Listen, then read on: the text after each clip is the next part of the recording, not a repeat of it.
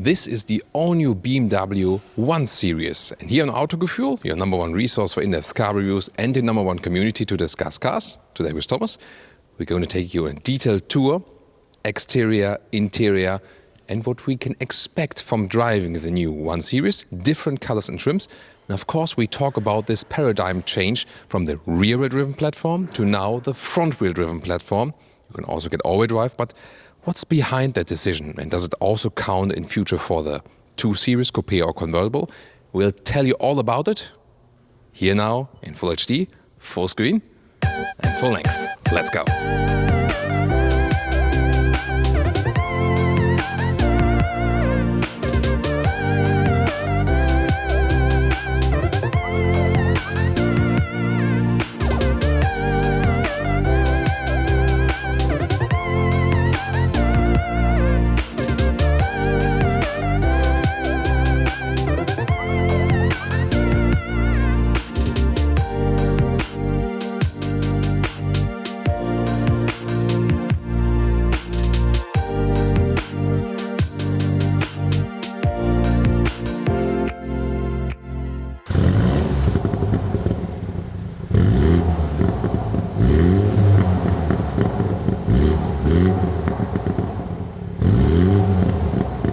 Wow, that was an awesome intro by Jonas once again. Please tell us if you liked those beauty shots in the comments.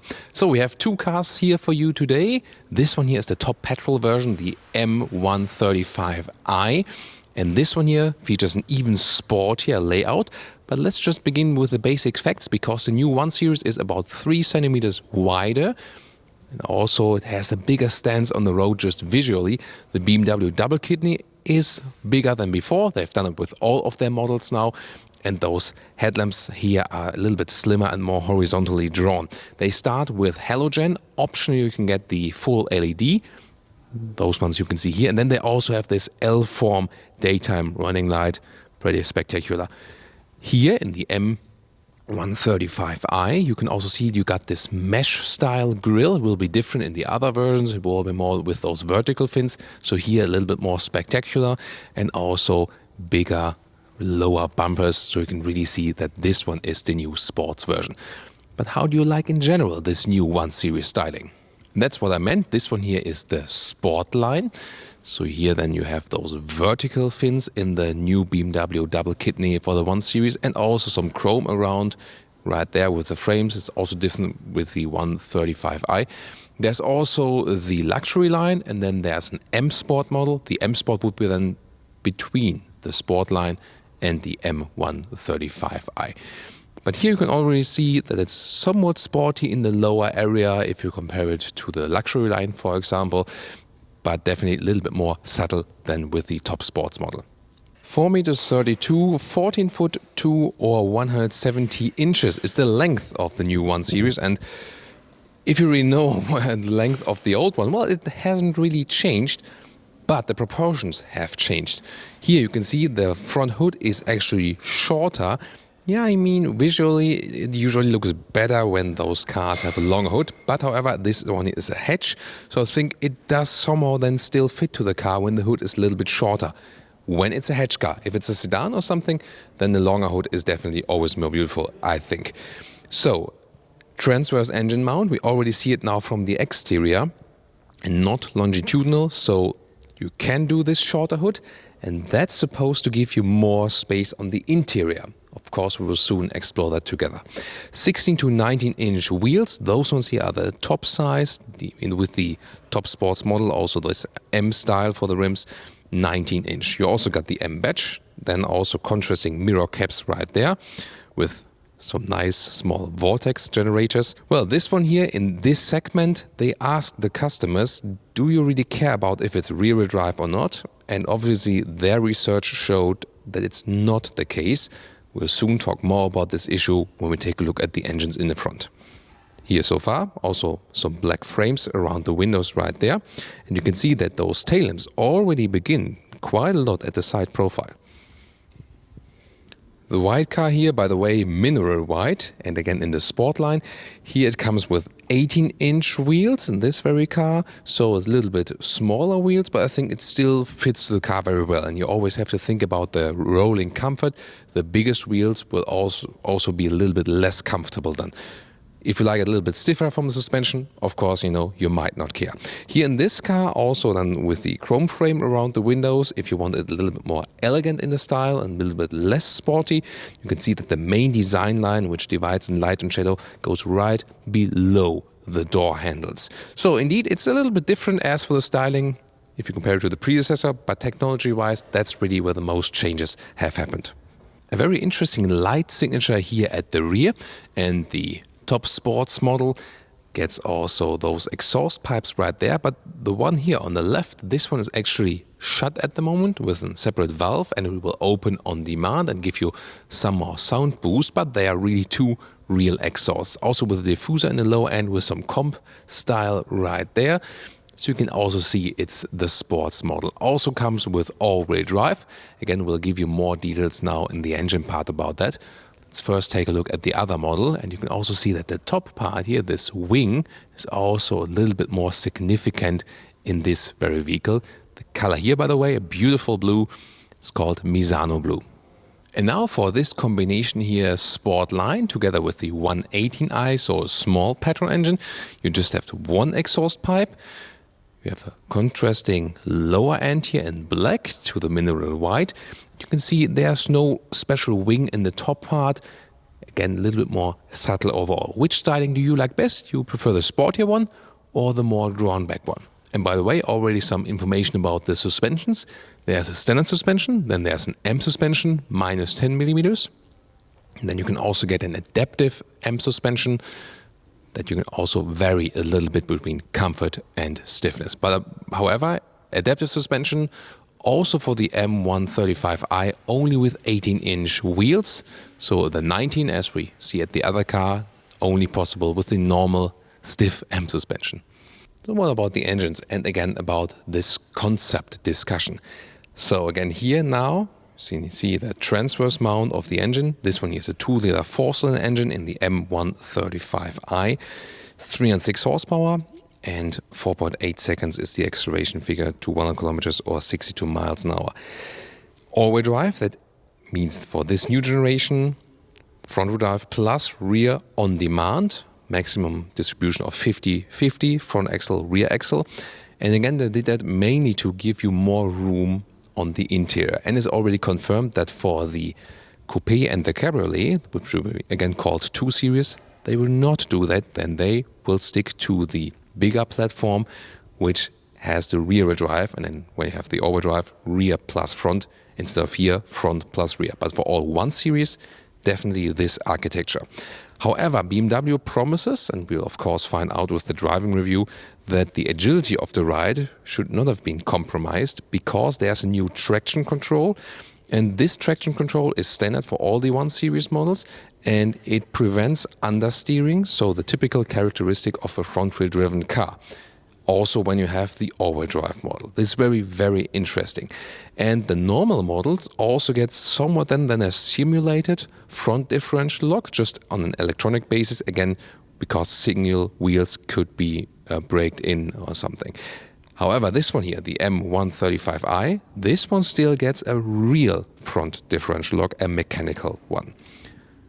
This about the big engine, but there's also a small one.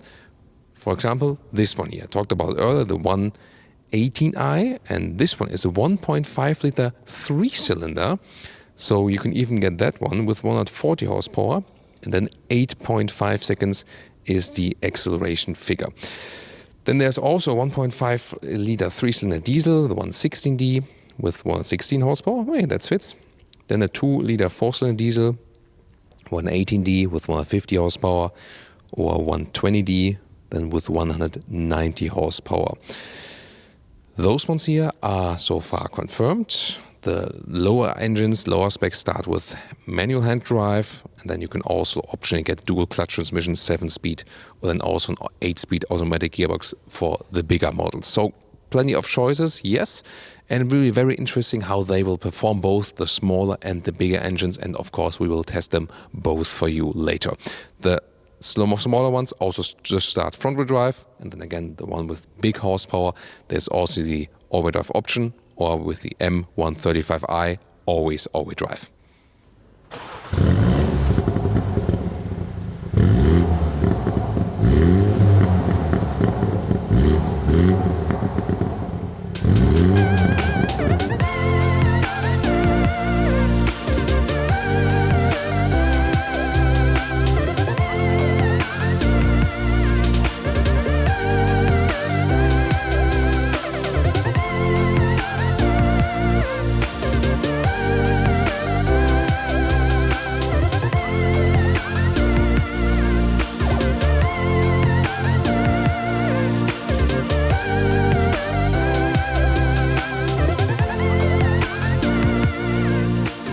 And now to the interior, because here it gets really exciting. There are two main aspects about it. First of all, they want to bring fresh styling. You can see it right there. This one will where the LED ambient lighting will also come. We will soon show you that at the blue car. Then some soft touch on the top part, leatherette inserts right there. And this one here is a hard insert, but also with a structured surface. Very interesting.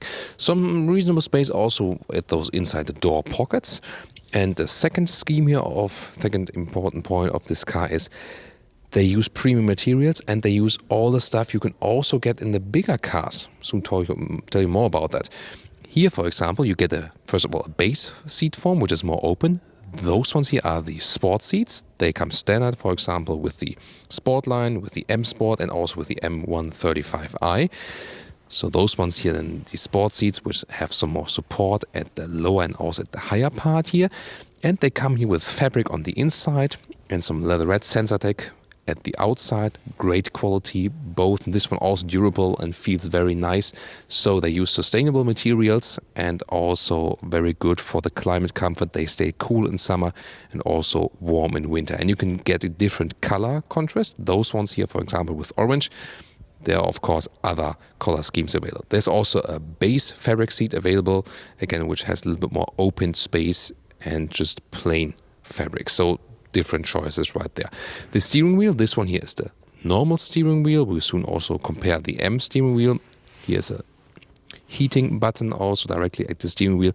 And all the styling elements you can see at the steering wheel, they can be found with the bigger cars. Also, if we come about, the gear lever, for example, automatic gearbox lever. This has a similar style than this new crystal lever, for example, we find in the bigger cars, just that it's not the crystal version right here. So, very interesting at the first sight, but even more interesting is how much space does it offer now. Let's now get inside. And this one would, for example, be the biggest difference to an X1 or the X2. As SUVs, they are just a little bit higher. Here you have a lower, sportier seating position. And indeed, if you think about being, let's say, BMW purist, then you might still go for this one, even though they changed with the architecture, because this one is the smallest low vehicle they have. And you feel somewhat similar than the predecessor here in the front. You don't have too much room around you. You have a sporty cockpit atmosphere, definitely. As for the headroom, that is no problem. I'm on with 86 or 6'1" and leaves plenty up of headroom right there. This one here without panoramic roof at the moment. The steering wheel can be controlled manual right here in height and reach. And it's a very smooth process. And I really prefer this normal or standard steering wheel setup. I will soon show you the other one. Electric seat control right here. You can, for example, also just put the lower. I have to power the car up. You can just put the lower end up or just the front end or something. So different choices. And then here in the very front, there's a manual control if you have a little bit longer legs. So overall, do you feel a comfort difference to, for example, a 3 Series? If you are tall, yes. So I feel more comfortable in a bigger BMW. That's no wonder. If you're not as tall as me, that will rather not play such a big difference. This is the new interior, and this setup here with this 10.25-inch screen, right and left, is the same also for the big BMW models. And here the climate control is still separate right here, so you can control it, for example, while driving. Then the volume knob right here with a metal knurling. High build quality, so BMW really has caught up there and even overtook Mercedes. The Audi interior build quality is also really cool in this segment as well, but BMW now leading together with Audi, as I can experience with the test vehicles we have here. You can also see the visualizations. The battery is quite low here. We'll soon also turn up the engine that we can show you more about those screens. Standard would be 8.8, right? So a little bit smaller, and 5.1 inch together with analog instruments on the left. That's the standard. And then optional here, you get this dual 10.25 inch setup. On the top part here, soft touch as well. And again, this, very interesting lines that somehow mirror the top lines here too. Hotkeys buttons. And then in the lower end, you have a space to put your smartphone, also for inductive charging. There's some kind of rubber pad behind it. USB supply, 12-volt power supply. We have the key right here, by the way, which is a standard BMW key, slim one. Don't wonder that the gong is working here. This is a pre-production car with also pre-production software, so to say. You, of course, get the final one. Then in the lower part here, the shifting lever and the very flat integration of all those buttons. That's quite nicely done so that buttons don't stand out. You, for example, can change the driving mode. And, well, the screen. You can still use this control button right there. You can write addresses in there. You can press it to change something. You can have the hotkeys. But at the same time now, you can also have the screen just via touch. So both controls possible with this turning, pressing knob, and also via touch. So now we have turned on the engine. Then you can also see how the climate unit looks like here with the digital screen.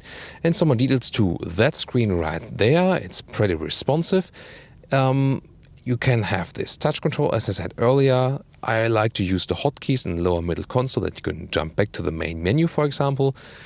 Phone connecting with Bluetooth or then with Apple CarPlay, and Apple CarPlay is also wireless. And then you can also use this new voice control, which works pretty good for, destinations or the temperature. Hey BMW. Hello, what can I help you with? Scratch my back. The vehicle is not equipped with this function. Too bad. But maybe this is traffic information. So let's try something serious. You can again say hey BMW, but you can also change it to like hey Heinz or hey honey or something.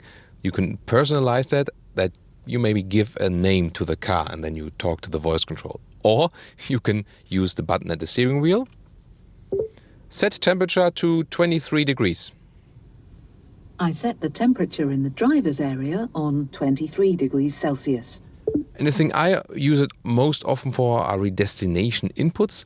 This one, by the way, the software version 7.0 then in the final vehicle. And the thing is, if you go for the smaller infotainment screen, you only get 6.0. So you have to be aware the most elaborate software you only get for the bigger screen. And those are the optional full digital instruments. You can see here that the RPM go counterclockwise and the speed goes clockwise. They do that to have some more space, for example, then for assistance systems information in the middle part. So in the background, you can see our blurred equipment clutter, and in the front, you can see the head-up display. Again, it's not entirely very crisp, sharp on camera, but it is in real life. So I can promise you that, but it's really hard to catch it on camera. Here you can see the allowed speed, the current speed, and even some GPS information if you have a GPS route running. So the head-up display, an interesting option here now also for the 1 Series. In the middle armrest right there, it's very well attached here. I'm going to do the shake test. And then below here, there's a USB-C port. So then you have both the standard USB or so far standard and now the newer USB-C 2. And there's also this nice light signature at the floor, and it comes right from the side mirrors. So I can show that here. Hey, I got BMW wings on my hand. That's fancy, right? So now to the rear. Due to the changed wheelbase, changed platform, they promise us more space. Is that really true? We'll find out. First of all, door closing sound here in the rear. That's quite decent, really sounds good. And also the inside of the doors here, soft touch at the rear, we rarely find it, especially not in the compact segment. There now you can see something of this ambient light. Again, different colors are available. We'll soon show you even more soft touch here also at the rear armrest. And this one here also an interesting detail in both in the front and the rear. The Hofmeister King or Knick is the original German word for it.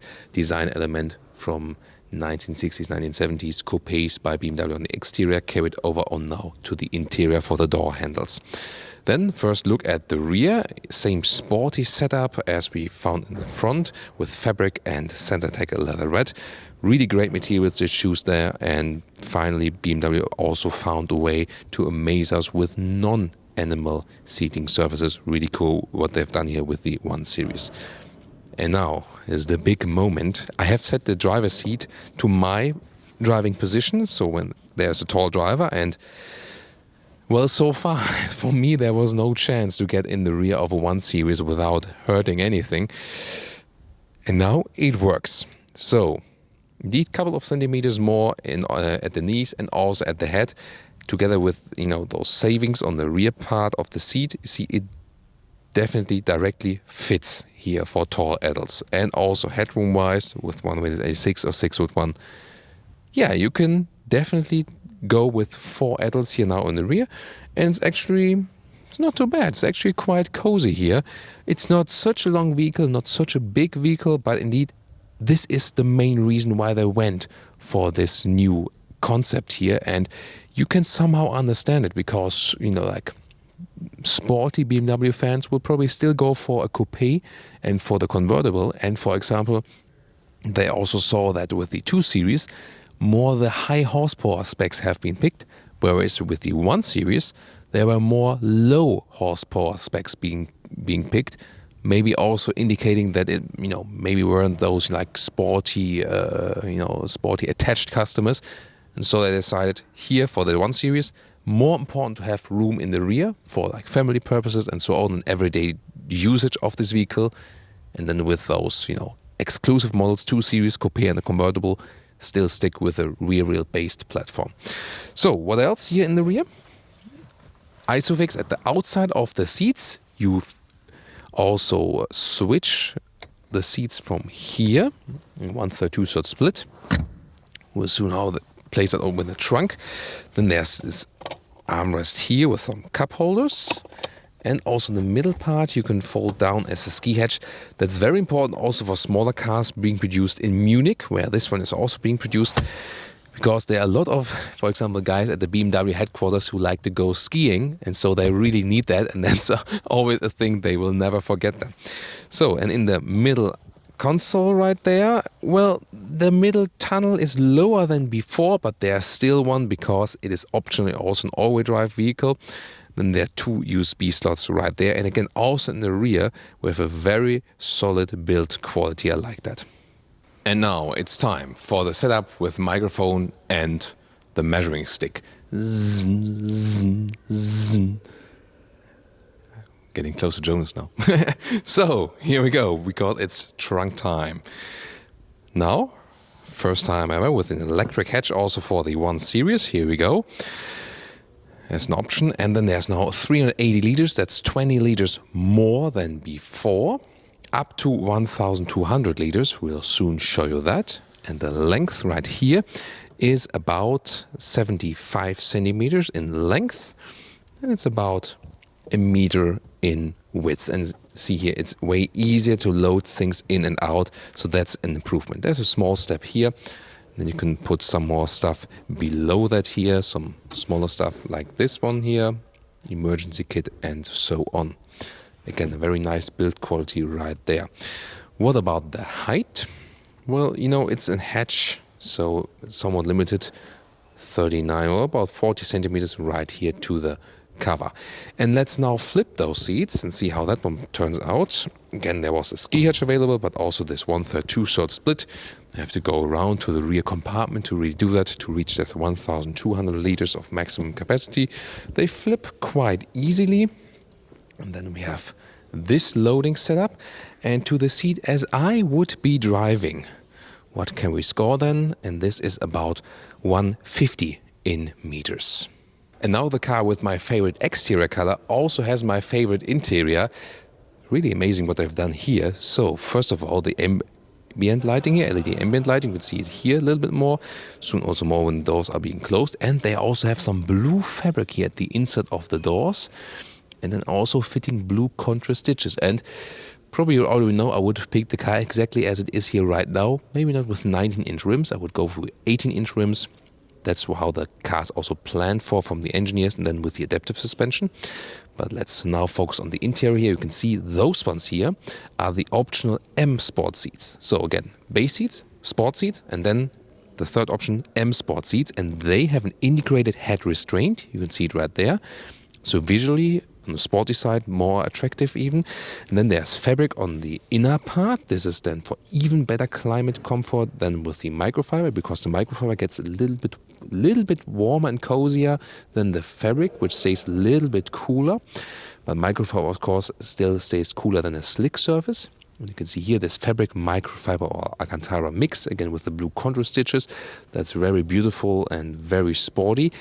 And you can see the seat form is different. And the interesting thing now is, when I take a test seat, how does it play out for the comfort? Because usually, or at least so to say, quite often the case is that those optional Super Sport seats or S Sport seats or M Sport seats, that they are less comfortable, but just look sportier. But in this case, I have to say, I feel a little bit better in those optional sport seats than in the other sport seats. Here again, for the M135i, the normal sport seats would be the base, and those ones here are optional. And in this case, I can really say you should go for them.